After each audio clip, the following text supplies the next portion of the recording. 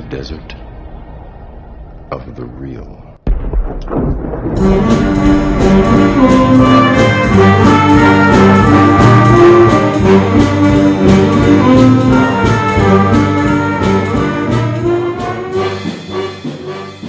Welcome to the Desert of the Real. I'm your host, Ryan Hudson. Joined with me, as always, is the other host, Jason Dietz. The Desert of the Real is a movie podcast where I force my co-host to watch the big blockbuster movies he's refused to watch because he didn't think they were worth his time. We are currently going through the Marvel movies, the MCU. We're two high school English, film, philosophy, creativity teachers with graduate degrees. Using our academic training to dig deeply into movies, we explore the creativity, philosophy, and ethics in our films, and we push you, the listener, to think critically about your entertainment. Absolutely. We don't think critically about movies sometimes. I would say most of the time we don't. Yeah. We just kind of passively receive them. I know. We like product. Give me more product. Yeah. Which is what a lot of Marvel is. Actually, I was just reading before we started recording, Ryan Reynolds has a quote about the Deadpool movie where essentially it kind of boils down to, this is for fun. Let's not think about it. And I'm like, wait a second. Sounds like a perfect Ryan Reynolds quote. I think that encapsulates his entire career. I'm excited for Deadpool 3. Also, I haven't seen any of the Deadpools, so. You know what? You should watch Deadpool, Once Upon a Deadpool, the PG-13 one where Deadpool kidnaps Fred Savage and puts him in he puts him in the room from Princess Bride and tells him the story. Oh, wow, nice. And it's edited down to PG-13 level. Oh. It's kind of fun, actually. That sounds clever, actually. Yeah. And, like, Fred Savage is like, what's going on? Like, Deadpool's, like, holding the bleeper to bleep stuff out. Oh, my. Anyway, Dr. Dietz, what movie did we watch this week? We watched Black Panther. Black Panther from 2018. Yeah. We did. Mm-hmm. Yeah. Thanks for joining us. Think critically. We love you. I have a lot of thoughts about Black Panther. Do you? Yeah, I have a lot of thoughts too, but it's kind of I don't know. I've struggled with prepping for this because I am feeling my inadequacy to respond to what is very obviously a significant cultural movie. Yeah. For a cultural group that I am not a part of. Right. Oh, I'm yeah. white. We're two white guys. We are white guys. And we've been talking about all the Marvel movies. We get to this one. This is our first black Marvel movie.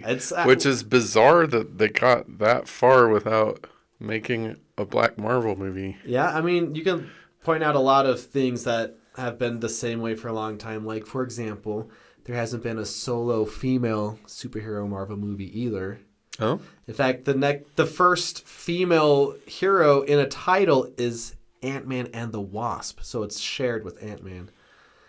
And it's not even we don't even get to Black Widow is the first one? No, it's Captain Marvel, and that's 3 movies away.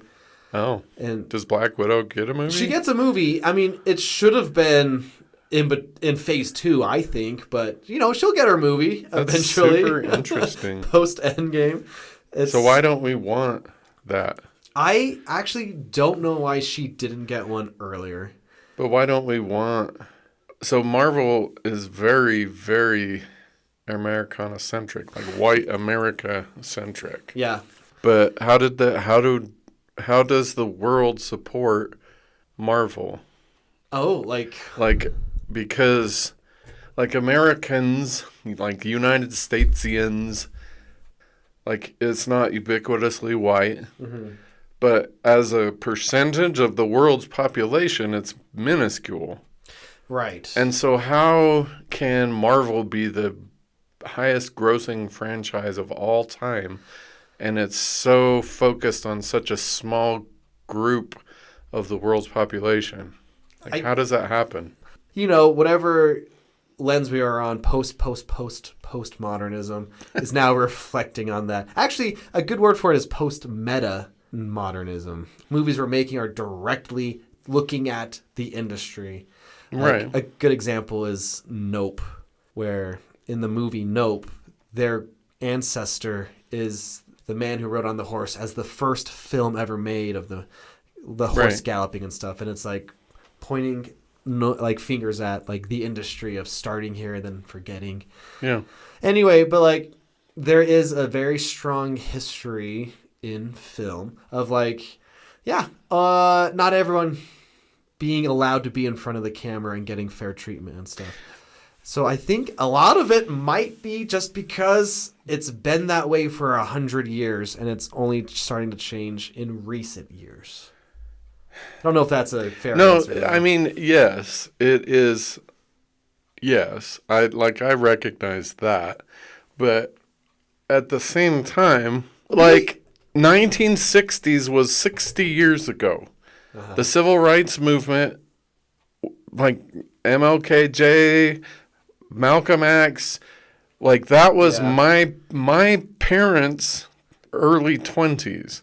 How is it that in 2024 we're still here? It's still the same. Nothing has changed. I know. How are we? I don't understand how we are still paying our money to the group that is still reinforcing the same thing. That's super frustrating. In my dual enrollment classes, we spend an entire trimester looking at the great literature and the great films and the great music of the world, the world's cultures. And for almost all of them, that's the first experience they've ever had. And that is bizarre and disturbing to me because we're way past the place where the world was, where we were all isolated little countries. We didn't really ever interact with anyone. We're way past that. Yeah. But we're not apparently way past that because we're still creating art that is very our group centric. Yeah. So I think here's the thing. You're right. I think most big movies are very white centric.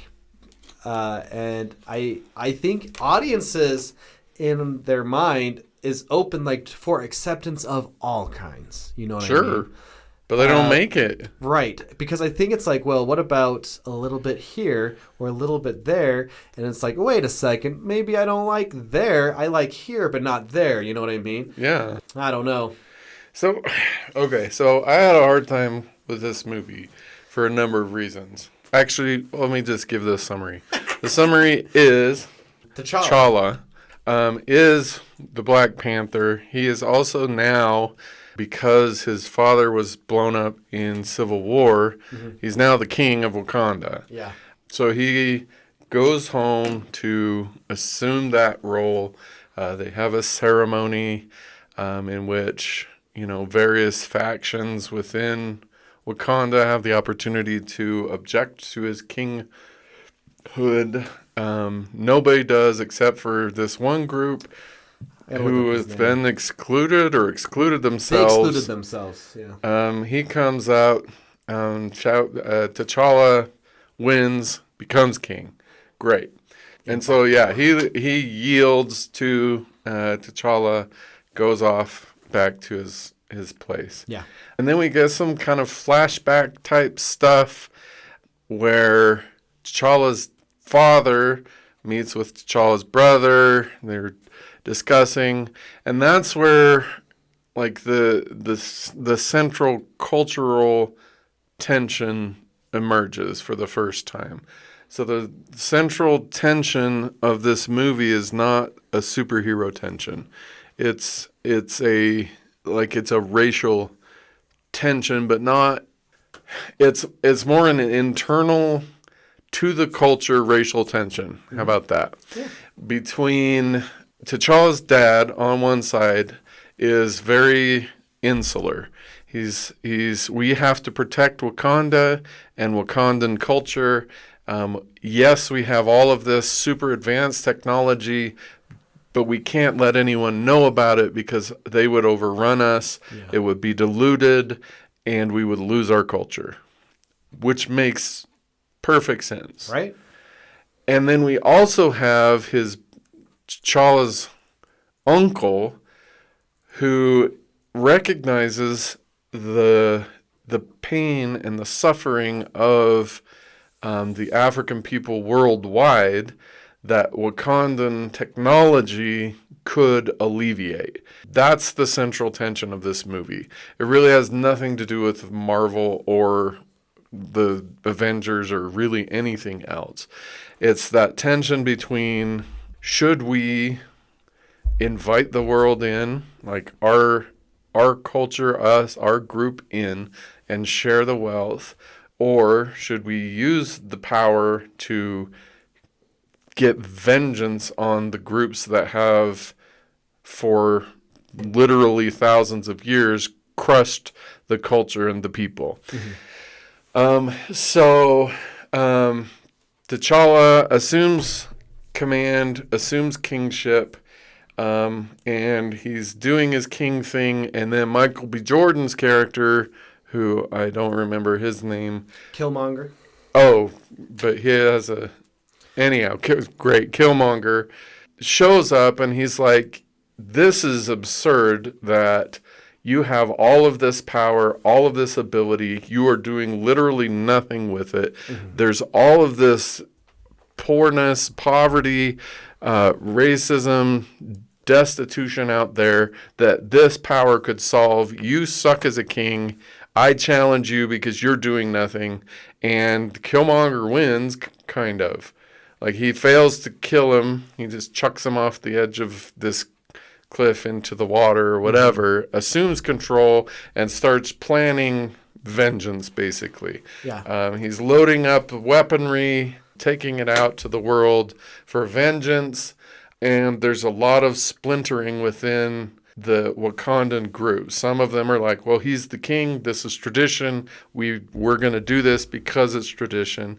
There's other people who are like, this is not right, we're not doing this, and they find T'Challa, nurse him back to health. There's another battle in which Killmonger is killed. T'Challa reassumes power, but he's now got a different view of Wakanda and how Wakanda should be. And so in one of the closing what are they called? End credit scenes, he appears before the UN. Yeah. And he says, we have for a long time kept our secrets. That time has ended. And that's how it ends. Yeah. So nice. Very nice.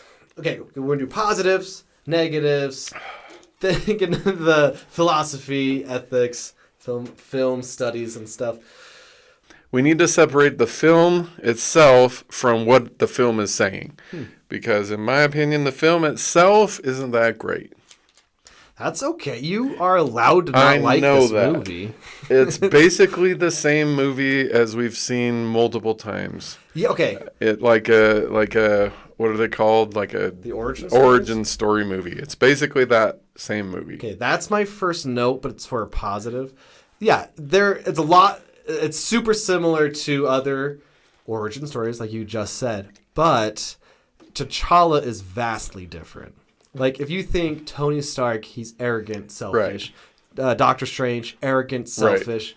Right. Even Thor, he's got to learn these big lessons. But T'Challa is already super mature. He's already king-like. Yes. He's honorable and king-like mature. in the best way. Right, and I think that changes things completely than these other ones. Even though you're not wrong, the origin story-ness of it is the same. Yes, I agree with what you said. Because it's almost refreshing to watch his story compared to other ones. Right.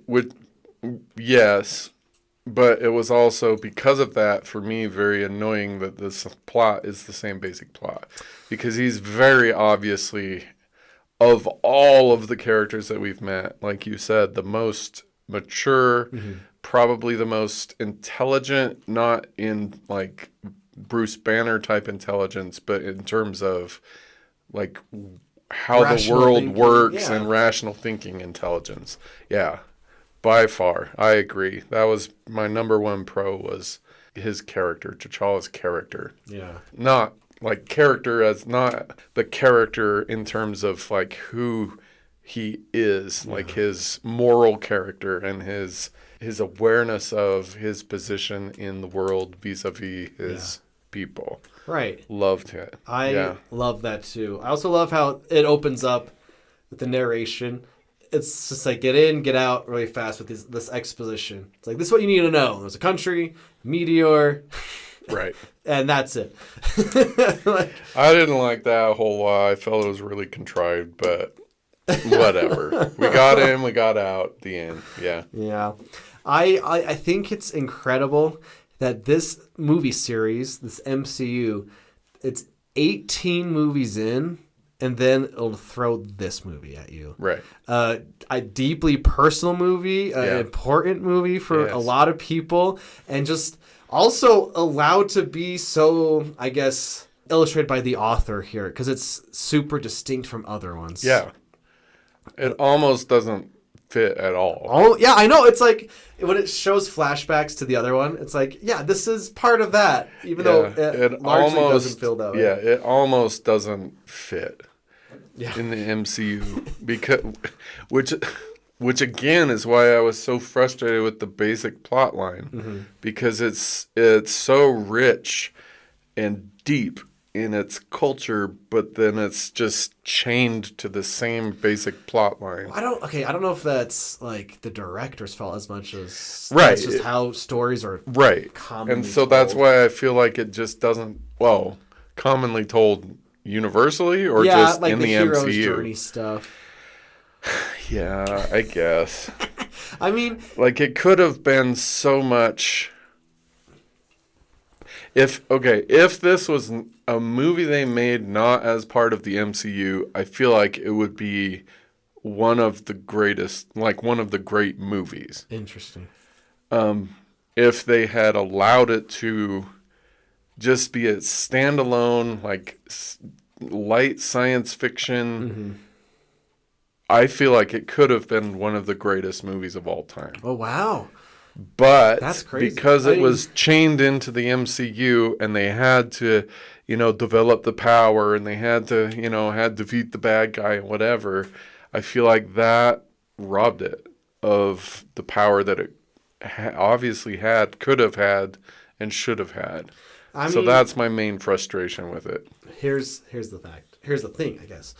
This movie was nominated for Best Picture. Yeah, I don't doubt it. Yeah? It didn't win. I forget which movie won that year. But it's also, I think, is this the first one to make $1 billion with a B? Don't know. Because it definitely did. I just don't know if another one did earlier.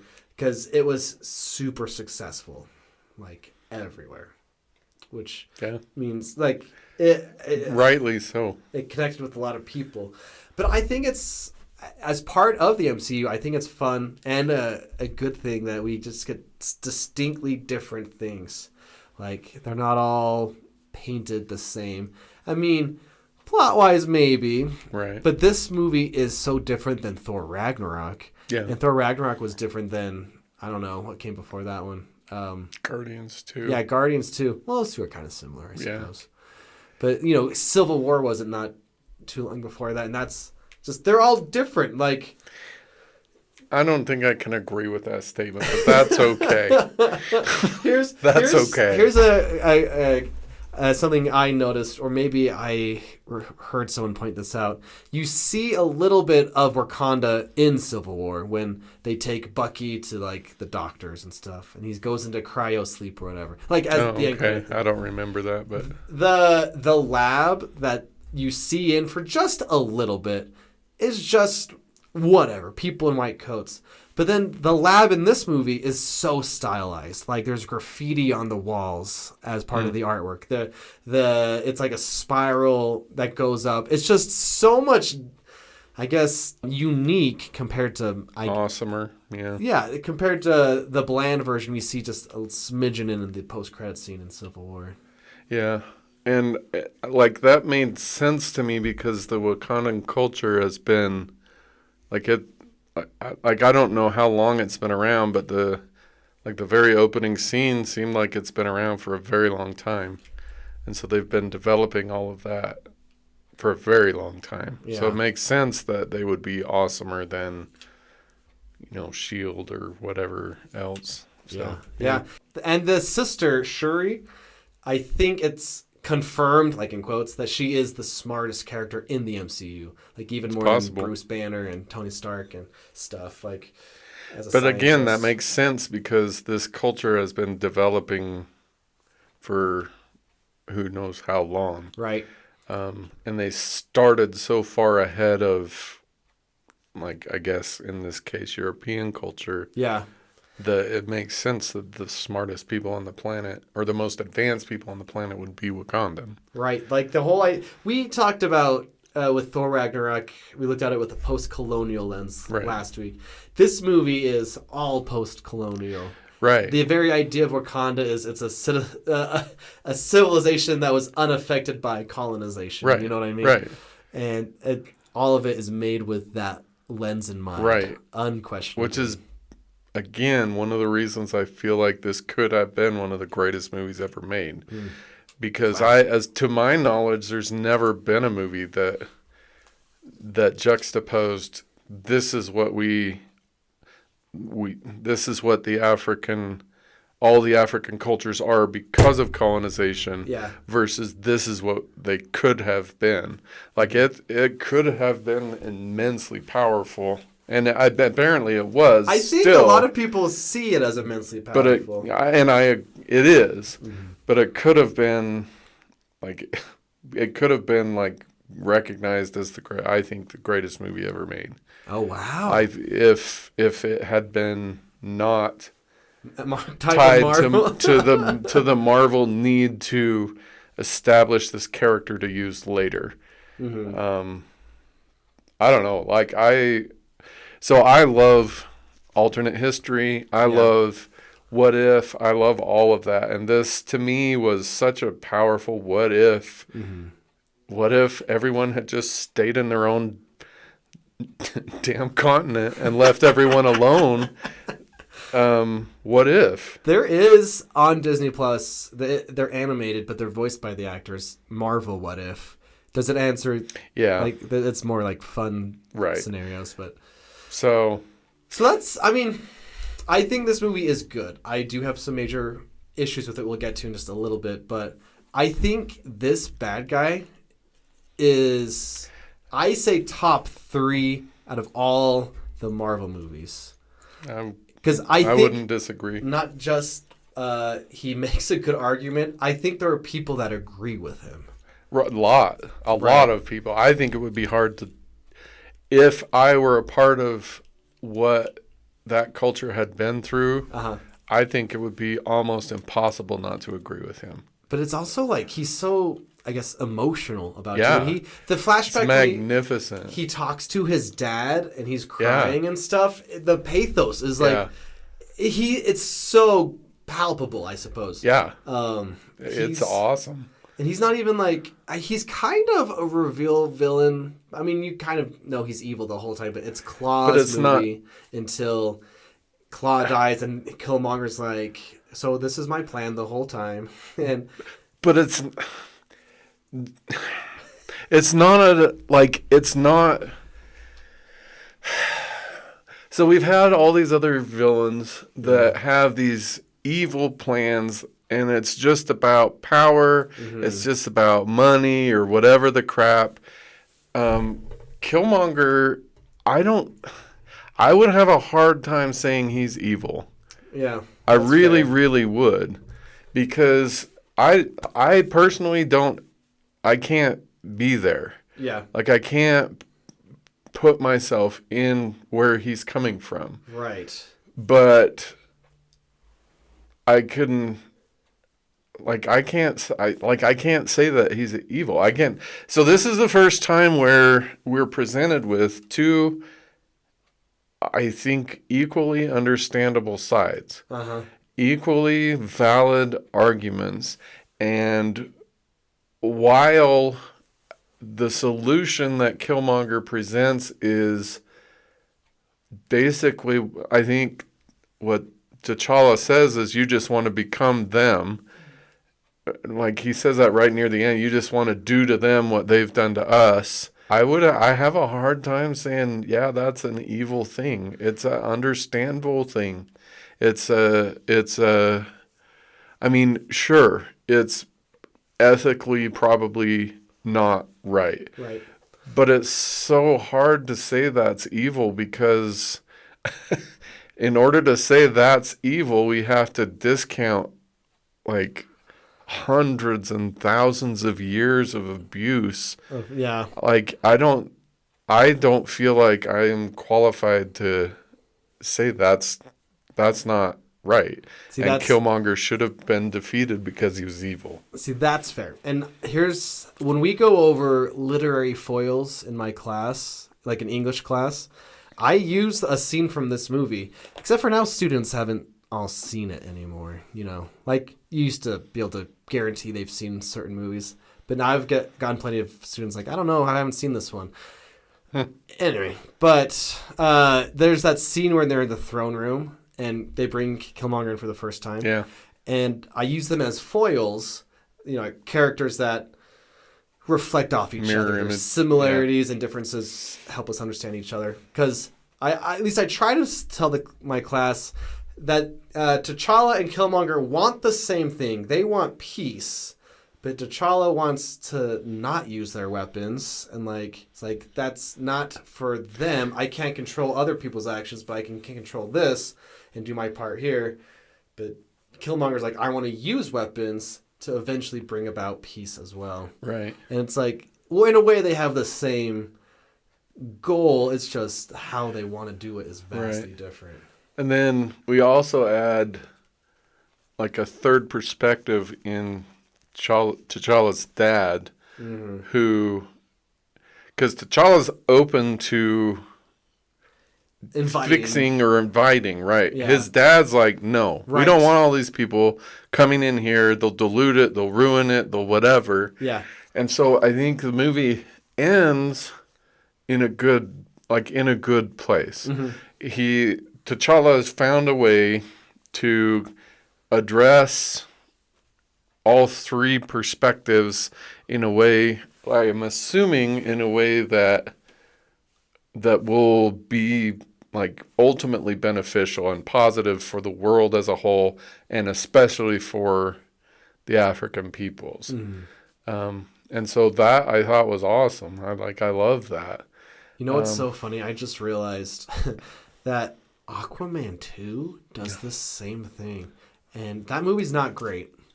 Okay. But it ends the same way. I just realized, like, Atlantis will share its resources with the world.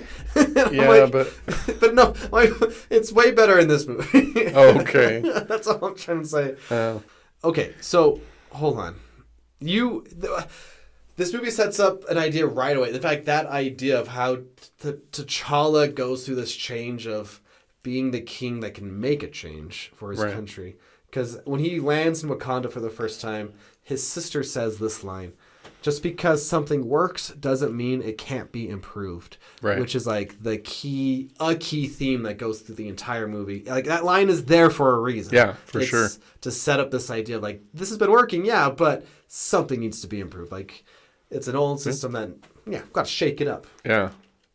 Like, that's a key thing that I feel like every human being should incorporate in themselves. Like, yeah, it works. It can be better. Keep going. Yeah. Because as soon as we stop improving and stop learning, then we start dying. Yeah.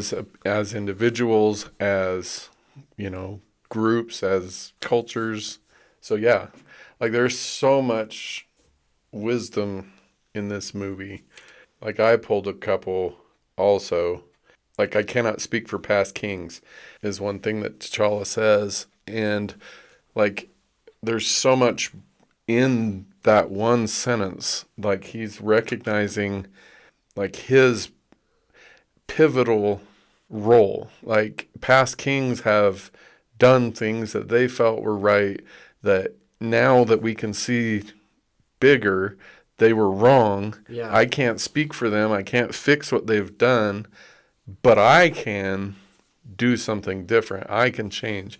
And I feel like that's true, again, for all of us. Right. That's a lesson everyone can relate to, no matter who you are. Right. Which is, again, one of the reasons I feel like I was so angry at the Marvelness of this movie because if it wasn't chained to Marvel, like, that's a universal thing that everyone on this planet needs to incorporate.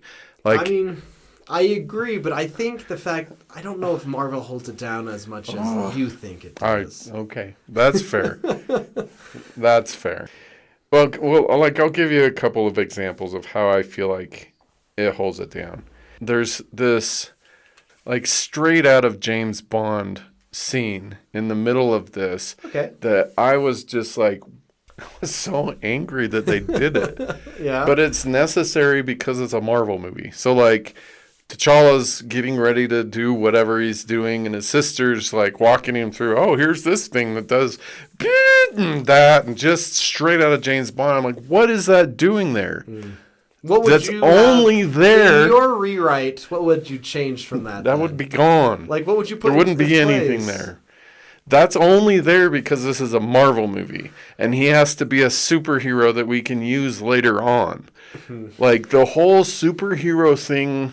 So if I were rewriting it, there wouldn't be a superhero thing. Because ultimately Black Panther, like, I never really understood that, like, when they gave him the thing, like the drink, and the Black Panther power went away, I don't really understand what that was, because it seemed to me that T'Challa was powerful because of who he was. But I guess, I don't know, maybe there's some mystical something that, whatever. Anyhow, it would have been much greater. He's just him. Yeah. With these powers that Africa and the African peoples could have had if everyone would have left them alone. Yeah. It would have been amazing. But we have instead, we need to use Black Panther later is he an Avenger later or something? Of course. Okay, so we need him to be an Avenger, and so we have to develop all this crap. Anyhow, so this movie reinforces my hatred for Marvel. Oh, wow. Because it's a magnificent... In an unforeseen way, though. Right, but it's yes. You like it so much that it makes you mad that it's... Yes. Yeah, that... You know what? I'll let you have that one.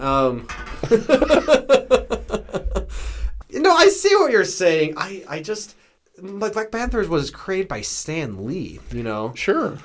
But I feel like there's a lot in this movie that wasn't Stan Lee. No, 100%. Like, the origins of all these heroes are different than what they've become in modern days and stuff. Also, this was my least favorite Stan Lee cameo. What? Why? What do you say? Because it felt just super fake, like super contrived. They're in a casino. I forget what he says. He says something. I don't know, but it was longer than most of them, and it didn't really fit at all. I don't think it was long. It was... You know what my favorite Stanley cameo is? It's not in these ones. It's in The Amazing Spider-Man. There's an episode where there's a big fight in the background, and he has his headphones on, and he's, like, putting books away in a library. It's fun. Cool. Anyway. Black Panther definitely will be coming back. But, not to get too far ahead, the actor, Chadwick Boseman, dies in real life. Yeah. And it's literally one of the few times an actor's death, affected me. A lot of times, oh, that's too bad. I liked so-and-so. But there's people like Robin Williams. Yeah. You probably remember where you were when Robin Williams learned Robin Williams. Robin Williams is still my favorite actor. And Chadwick Boseman, not that it's the same thing, But the day that I saw the movie 42 about Jackie Robinson, who he stars in, is such an important day in my life. Like, I remember every detail about that day. And seeing that movie was like... just, and it wasn't even about the movie. It was about things going on outside of the movie. Right. Which I'm not even going to get into because it's, kind of personal. Right. But I just, for some reason, even if it doesn't make sense to people, I've felt connected to Chadwick Boseman. And plus, my wife, he was one of her celebrity crushes. And I was like, what about Michael B. Jordan? You don't think he's attractive? She's like, well, Chadwick Boseman's more attractive type of thing. But it just hurt when he died. Yeah. And, I mean, there's a Black Panther too. Okay. And which he's not in? They were in the process of making when he died. He died from cancer, and the sad thing is he was in a movie on Netflix, The Five Bloods and stuff, and he was super skinny, and people were like, why is Chadwick so skinny and stuff? Because he was dealing with cancer that he didn't publicly announce. Oh. And I'm excited for you to see the other Black Panther movie called Wakanda Forever, because it deals with, like, death, and it's because it was going to be a movie, and then they had to change it because of death. He died? Yeah. I mean, in fact, all this conversation probably could have been saved for that movie, but it's sad to look ahead of, like, we could have had a trilogy with this man. Yeah. I mean, he appears in Avengers, like the next movie we're about to watch, but we were robbed of more of this character. Yeah. And there's no one to blame except for Death himself. You know what I mean? Anyway. I like Chadwick Boseman. That's the point of that story. Yeah. I think he's a great actor. In the end credit scene, I don't know if I have my favorite quote, but I think this is the one that I think is now, I'm going to probably put this on my board next year in English class. So it says, the illusions of the vision threaten our very existence. And my phone just died. No, it didn't. Wait, who says that? T'Challa says it to the UN. Say it again. He said, the illusions of division threaten our very existence. More connects us than separates us. And I feel like that is the core of my dual enrollment class, the core of my philosophy of life. Yeah. He captures it in that sentence. That's a good quote, Dr. Dietz. It is. Thank you. And it's true, Yeah. So, film studies. So, this is part of it, but do you know what a leitmotif is? As in? Spelled... L-I-T-E? L-E-I-T. I have no idea. So, what is a motif? Teach me. What is a motif? What's a motif? Like a collection of visual and auditory things that create a mood or a certain type of experience. Yeah, and like you can fix it for me. It's like a motif is something that gets repeated enough. It highlights its totally importance. Wrong. You know, but like, and they could be visual, audible, stuff like this. A leitmotif is specifically music attached to ideas or themes or characters, and most movies use leitmotifs to kind of do a little bit of shorthand to help us understand what's going on and stuff. A famous example in Casablanca, As Time Goes By. Yeah. So like whenever you hear the song, it's like their love theme. Right. Even if he's not saying it, he's thinking about her and stuff. Yeah. This movie, Black Panther, is, I think, the strongest musically of the MCU this far. There are other songs I think are great in the MCU. I think Avengers music by Alan Silvestri is also great and stands out. I think the Guardians of the Galaxy stuff stands out. But this is the first really stands out. Like the music is, it's not out of the question just to like listen to like the music of this. Like pumped up and stuff. Yeah. The composer, he is the new guy. He's done a lot of stuff. He's won multiple Oscars. In fact, he just won another one for Oppenheimer soundtrack. So he's not just like... He's the new John Williams. Ludwig Göransson. Anyway, he's going to be in movies until he dies. Like John Williams, he's in his 90s. Right. This is a great young guy coming up. Cool. But he won the Oscar for this music. But like leitmotif, there's a lot of leitmotifs, and I'm not gonna. You just have to kind of remember in your mind palace. But there's like the Killmonger leitmotif, and in fact, I watch movies with subtitles, and it says hip hop music playing, but it's the soundtrack. It's like the music that represents Killmonger's vibe, I suppose. Yeah. Then there's the Wakanda music, which it's got the vocals in it and stuff. I was gonna try to sing it. The wada ready, ba-da-da-da-da. You can cut that. Does that sound familiar at all? Anyway, but my favorite one is, I think, connected to not necessarily T'Challa, but this idea of being a king. When he goes into like the ancestral plane. Yeah. But like it's like music I was humming after I finished watching and was brushing my teeth and stuff. Yeah. Like it sticks with you. And a lot of our big movies seems to not have these big scores that you remember. There was like a really popular YouTube video essay around this time where this guy was going up to people like, what movies do you like? Marvel movies? Hum a theme from a Marvel movie for me. No one People could. couldn't do it. Yeah. And I think this one really stands out. And this king theme, this king leitmotif, he goes to talk to his dad on the ancestral plane. And you hear this music. And like later on, when he's trying to figure out what to change, or when after his fight with Killmonger and stuff, you hear it again. So it's doing the work, letting us know his thoughts. Yeah. Because we've already established the leitmotif. And when he talks to his dad again, who's like, "You were all wrong." Now the music has changed. Like, because it stuck with him. It's him growing as a king. Anyway, leitmotifs are all over the place. That's cool. But this movie has some fantastic leitmotifs. Sounds like it. Yeah.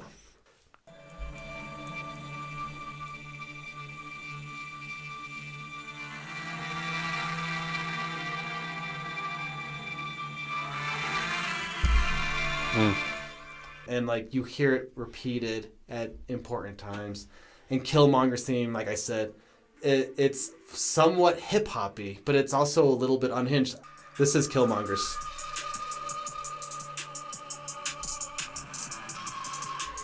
Anyway. That's the kind of music I listen to that you call elevator music. No. Yeah. I love that kind of stuff. You walk into my class and you're like, "Oh, what do you listen to? Elevator music. No, it's that kind of stuff.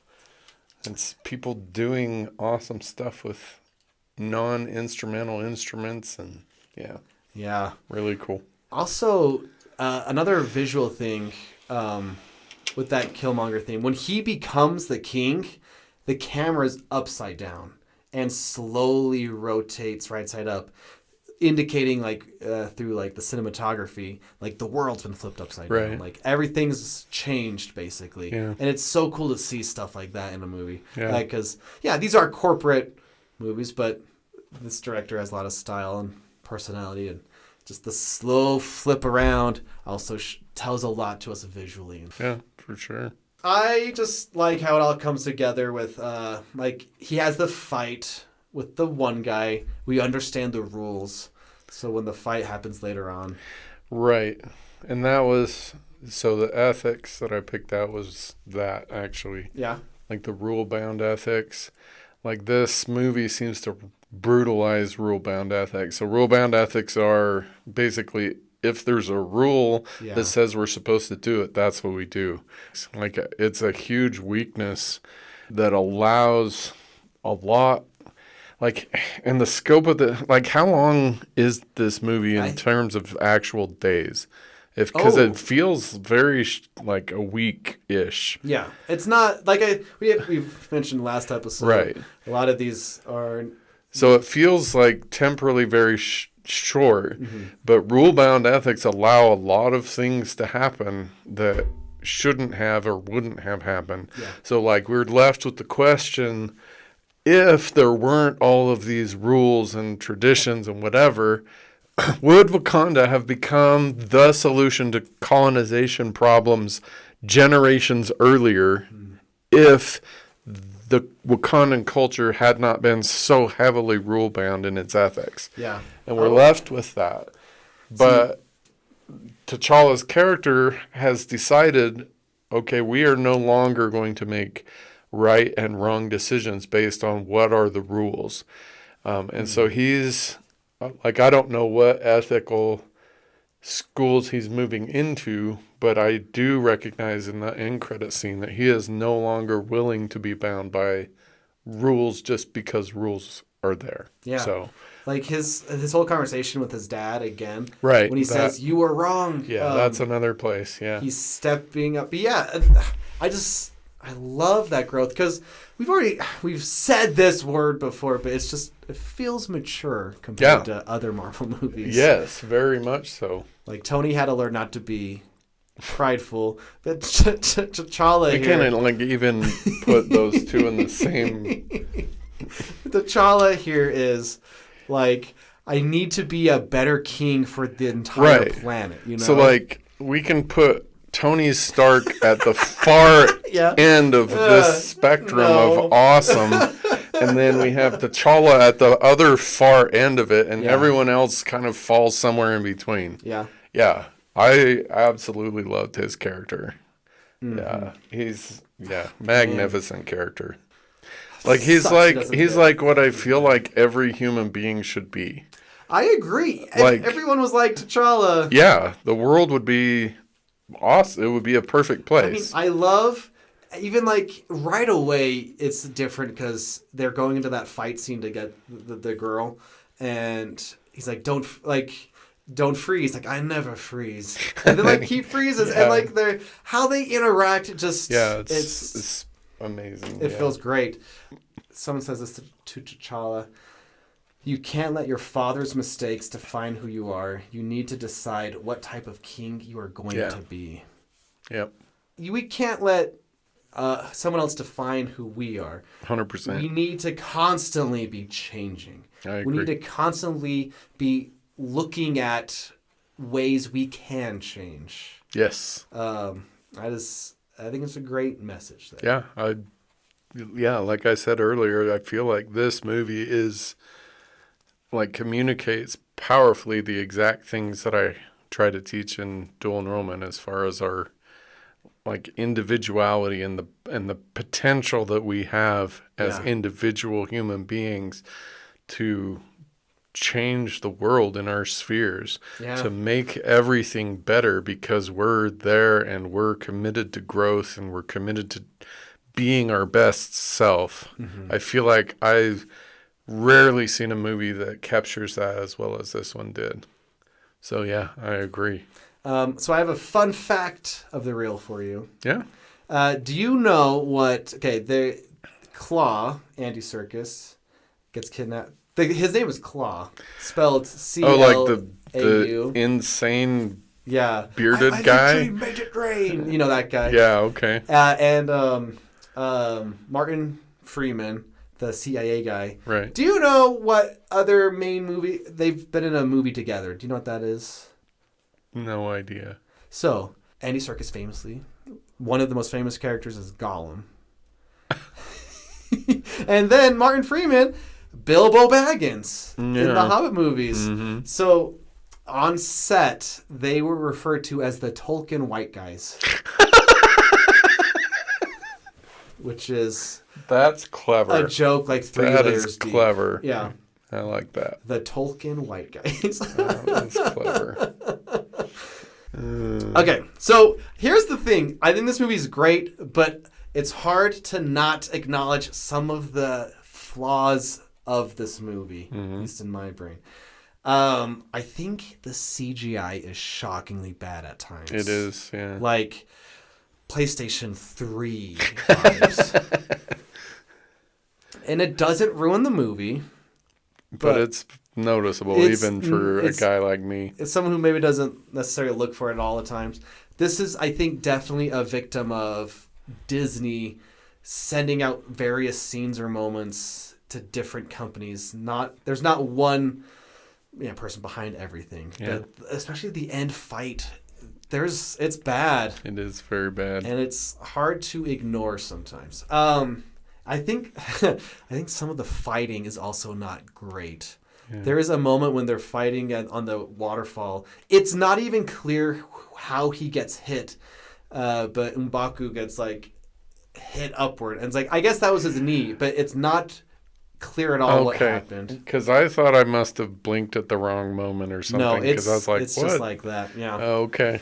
And, Well, that's good to know. And also, what did you think? There's the scene at the beginning in the nighttime where he goes to get his lady friend.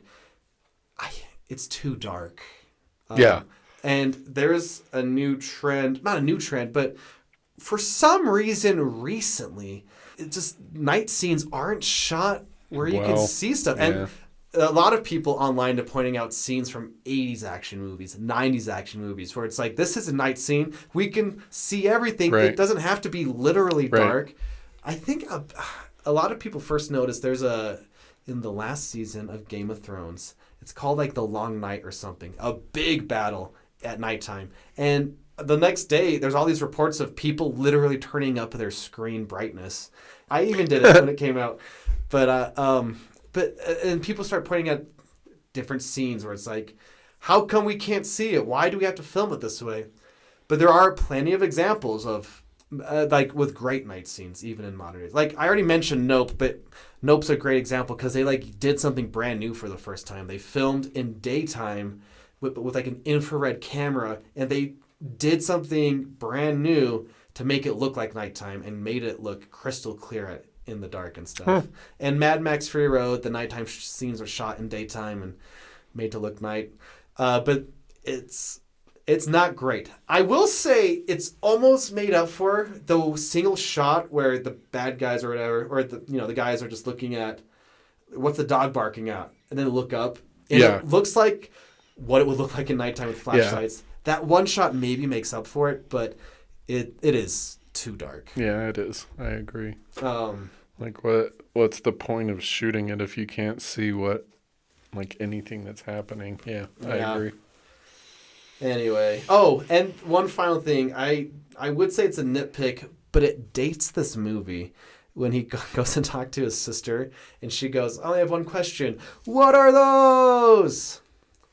That was a joke from Vine. Do you know what Vine is? I do. Because it doesn't exist anymore. I actually really liked Vines. Vine was great because it forced people to be creative. Right. You got, 6 seconds or something? Yeah. And then TikTok is the new Vine. And TikTok is letting people make hour-long videos. What are we doing here, TikTok?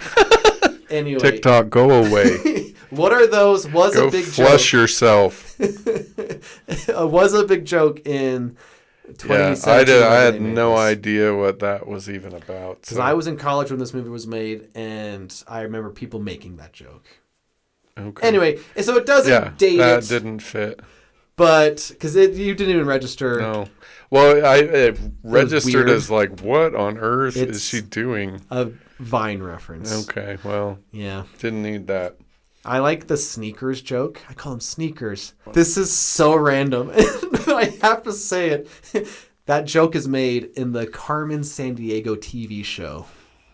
Wow. So, like, no one knows that or has mentioned that show in a long time. Not even, like, the Netflix show. Like, the old Carmen Sandiego show. Wow. So you're the one that watched it. I wondered.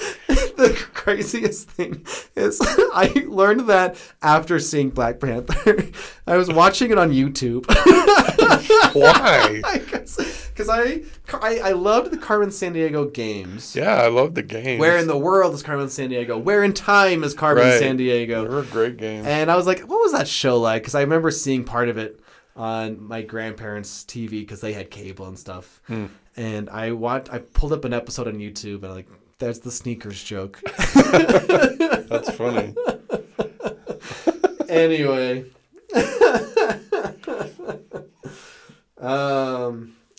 This isn't even a Black Panther problem. This becomes a Marvel problem for me. All masks from this point onward are just digitally flipped. Oh, okay. Like, it was refreshing to see Spider-Man Homecoming, him talking with the mask and stuff. Because literally from this point on, this movie like addresses it literally like, oh, bad guy, let me put my helmet on. And they have nanotechnology, sure, but I miss it when heroes kept their freaking masks on. And we're every character, even Ant-Man will be whoop, Tony Stark's whoop. It's sad. Sorry. I like I like their costumes, but this is the beginning of all that. You'll see in the next video. All of the sad. But we can't see the actors' faces if they wearing a mask. Well, they look cool in their masks. That's what they're supposed to look like. Anyway, that might just be a me thing. I think, yeah. Of all the things to not like about this movie, I think that would be pretty low on my list. Like I said, it's not really this movie, but it just gets adopted. Even Thor gets a mask that gets whoop. Whatevs. That's like a nitpick that really bothers me. Sorry. Anyway. Philosophically, I feel it all, like, there's a lot to it, but it all comes back to the question, if you can do something good, should you? Seems to be the core philosophical question. So if you have the power to do something good, are you required to do it? And there are a couple of answers. Like, with great power comes with great responsibility. No. Well, no. Actually, no. It's if I can do something good for someone else, do I have to do it? Or should I do it? Or should I feel obligated to do it? So Wakanda is obviously the core of that. They could change the world. They could reshape the world with all of the power that they have. Up until this point, they have not. Mm-hmm. And Killmonger's main issue is you have the power to do good, but you have not. And that's why I have a really hard time, because I agree with that. If you have the power to do something good, you should be doing it. You know, like my superpower, whatever. I'm a pretty good teacher. I have the responsibility to my students to be the best teacher I possibly can be, because I have that power. I can't weld. I can't, operate on anyone. I can't do that. But if I personally have the power to be a good teacher and I opt out for whatever reason, then we should hear Killmonger in our head. Like, you have the ability to do something awesome. You're opting out of that. That's not right. And I feel like, again, there's so much here in Black Panther that if we applied it to every human being on the planet, it would fix the planet. And that's one of those things. If everyone has the power, like, you know yourself well enough to know this, I have the power to do this thing. Right. I'm going to do it to benefit the people around me. Yeah. The entire world changes. And so philosophically, that was kind of what I latched onto. And there are obviously other answers to that. If I have the power to do good for someone else, do I have to? No. Yeah. Can I? Sure. Can I not? Yeah, because if I don't do it, then I have more power for myself. And that seems to be especially in the United States, our kind of default, no, I'm not going to do good things for you because that decreases what I have. That takes away from my luxury. And I think that's, this is like a little bit of passion that I think that's garbage. So, like, I have students ask me, why are you you could be, whatever. You're a doctor. You can, whatever. I'm like, yeah, why are you here in this with it? Why not? Like, I'm here doing good. In my limited set of talents, in my limited sphere, I'm using them in this place to do the good things that I'm doing. Yeah. That's enough for me. So Wakanda, again, is this vision of what the world could be if we just would all utopia. Yeah. If we could all just use our power that we have, whatever it is, to lift the people around us, it becomes heaven because everyone's lifting everyone. So philosophically, this is my favorite question that has been presented and my favorite answer of the Marvel movies. Yeah. And I want to put this as a Marvel movie in quotes because I don't think it should have been a Marvel movie. It should have been its own thing. Well, but whatever. It is a Marvel movie, so. Yeah, I like that. The problem is, like, why don't people, if I'm thinking about other people, how come someone's not thinking about me? Right, You know and what I mean? that's why Wakanda will never happen, or hasn't happened yet. I'm going to do something a little bit unexpected for Let's do it. the literacy of the real. Because, like I already said, post-colonial is right there. Right. And I don't know if I want to tackle it. That's fair. I also was trying to think of something because I thought there was a connection between this movie and Thor. They're talking to their dads. Sure. They've become their dads. Like Thor literally lost an eye like his dad. T'Challa is the king like his dad. And also, I guess you could even say that Guardians 2, Star-Lord is coming to terms of who his dad is. And Iron Man and... Yeah, Iron Man... He has dad issues too. Mm-hmm. Anyway, that's just all like, hey, things to keep in mind, maybe connect for yourself. Because get this, I thought of this in 2018. Bring it. I didn't have a platform to bring it up until now. I was taking a Shakespeare class at the time of this movie with a great professor who I loved a lot. And a little play we were reading is Henry the Fourth, Part 1. So, just for some fun fact, Shakespeare did his whole cinematic universe before that even meant anything. He started with Richard II, Henry the Fourth, Henry the Fourth, Part 2, Henry the Fifth, Henry the Fifth, again, Henry the Sixth, I think there's 3 of them, and then Richard the Third, all one continuous story. But in Henry the Fourth, Part 1 is Black Panther. Okay, let me explain. There, actually, something I learned recently on another podcast is the director of Die Hard. It clicked in his brain that this is just a loose remaking of Midsummer's Night Dream, and that's how Die Hard? Die Hard, everything crazy happening in one night type of thing. Like, there's not specific. That's very loose. It's not specifically like a remake, like something like there's that rom-com that just came out. Anyone But You, and that's literally Much Ado About Nothing. Like the characters are named after it, and Shakespeare quotes are here and there. Yeah. But I'm thinking more of the Die Hard route. Like this movie is Henry the Fourth, Part 1. Let me explain because it's not as well known. Henry the Fourth is the dad. He is the king, and his son Henry, but Hal, he's a little rapscallion. He's like. And his dad's like, you're supposed to be king. Quit goofing off and be more king-like. Quit having joking around with Falstaff and stuff. And this whole time, there is another, I don't know if it's a prince. His name is Hotspur, but he's up there in royalty, coming with an army to come attack the Henrys and stuff. So we have these 2 foils, Hotspur and Hal. And Hotspur's like, oh, he's like the prince like you should be like anyways. And Hal, he's like, I just want to step up into my kingship. I'm pretending like I'm not ready and willing until I'm going to prove everybody wrong.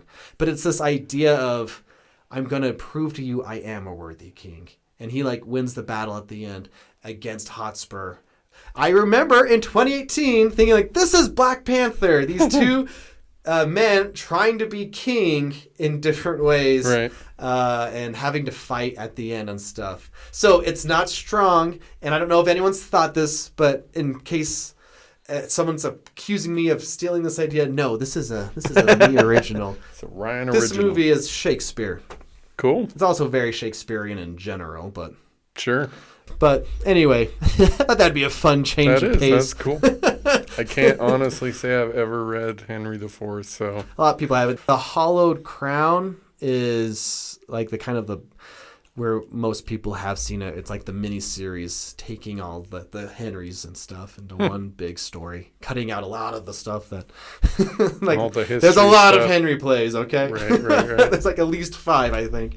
And then Richard III, which a lot of people know because anyway, blah blah blah. My kingdom for a horse. Exactly.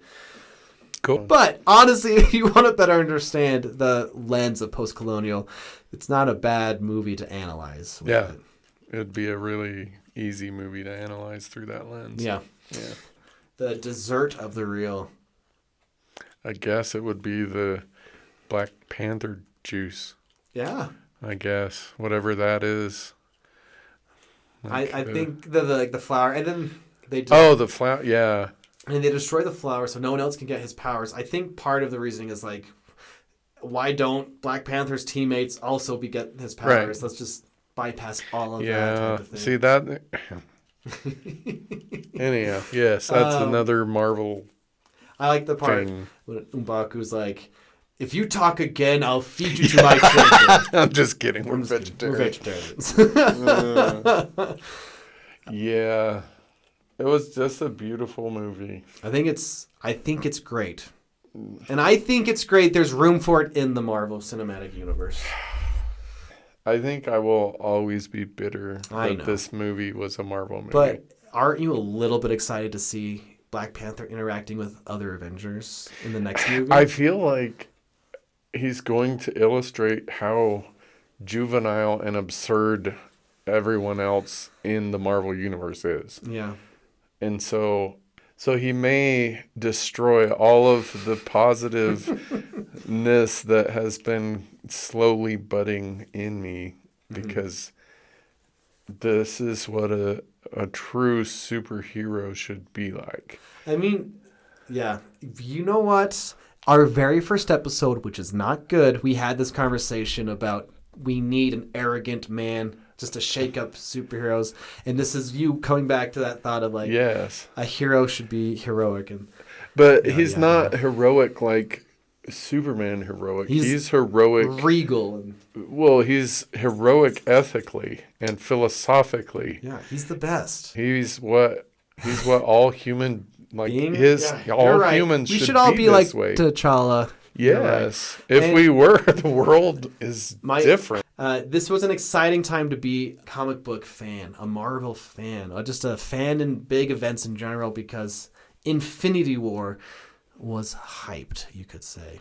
And is that the next one? That's the next one. It's an Avengers movie. We've got the Avengers. We've got Avengers Age of Ultron. This is Avengers again, but with more characters like T'Challa and stuff. Cool. Like and Ant-Man, you know, anyway, it was so exciting. Like, yeah. These were the moments you had to see it opening weekend. Is this when I can never remember his name? The purple snappy finger guy. Thanos. Yep. Is this when he finally emerges? Thanos time. Because I remember. This is the first one I remember when it came out. Yeah. Because I was teaching and literally every one of my students was like, I'm so excited for this. Yeah. And they got done watching and they're like, Deej, you got to go. And I'm like, no, Marvel sucks. And they're like, yeah, but you got to go watch this one because it's different and awesome. Well, and that's how the attitude was. And it was like the Black Panther, and then a few months later, Infinity War. It was just a time to be alive. Yeah. Man. Well, I'm excited for you to watch it. When does Phase 3 end? Like we said last week, there's like 4 more movies. But it's important to note, next movie is Infinity War. And it was just a big event. Cool. And you couldn't escape it, you know. Even me. Hey, give us a like and a follow. We're on Spotify, Apple. We're even on YouTube. And yeah, we're going to keep doing this. I like talking about it with you. It's just going to keep coming. Keep coming back. Thanks for listening. Yeah, thanks for listening. Think critically. Like, this is a great movie to think critically about. Yeah, I think even if people who just watch passively, this might be hard to do. I would say so. Almost impossible. Because the two sides are so forceful, so strong. There's so much emotion. There's so much, just weight to this movie. Yeah. I think it would be hard to just watch this as a superhero movie. Yeah. I agree. Anyways, good stuff. Yeah. Like we always say, movies are good. This is where movies meet academia. And, of course, we love you. We do love you. Thanks for listening. Bye.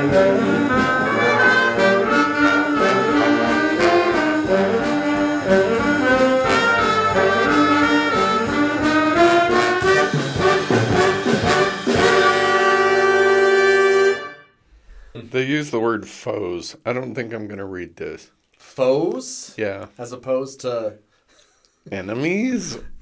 Combatants? You're too good. Who the heck says foes? You're too good for the word foes. No, nobody says foes.